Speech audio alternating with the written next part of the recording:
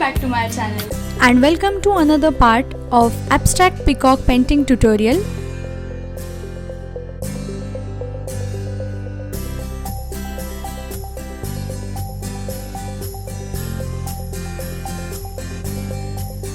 So now I am doing tree branch using brown color. Just follow the steps.